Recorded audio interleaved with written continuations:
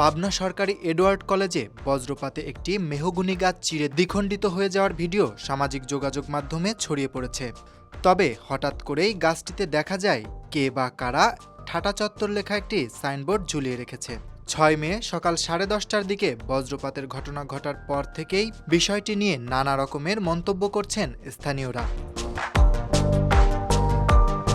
মন্তব্যের পাশাপাশি থেমে নেই কুসংস্কার চর্চাও।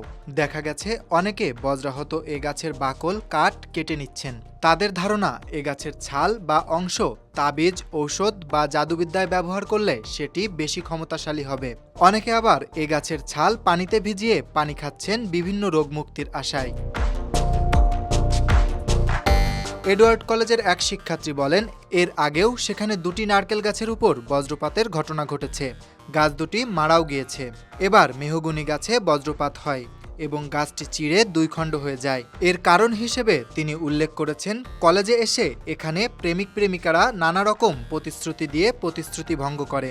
এছাড়া নানা রকমের অসামাজিক কাজও করেন সেখানে। এ কারণে সেখানে আল্লাহর গজব পড়েছে। তবে এ ব্যাপারে বিজ্ঞান কি বলছে? বিজ্ঞানও কি এটাকে গজব বলে সমর্থন করছে, নাকি আছে কোনো ভিন্ন ব্যাখ্যা? আসুন জেনে নেওয়া যাক।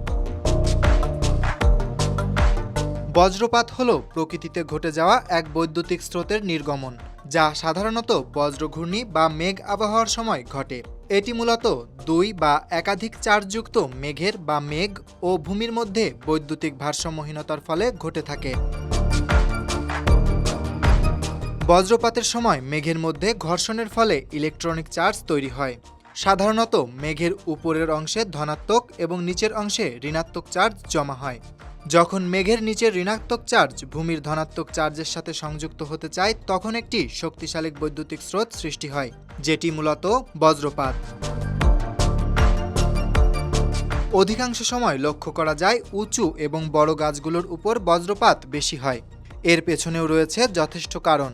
গাছ সাধারণত খোলা জায়গায় একা বা দলবদ্ধভাবে থাকে এবং তার উচ্চতা বেশি থাকে, তাই এটি বজ্রপাত আকর্ষণ করে।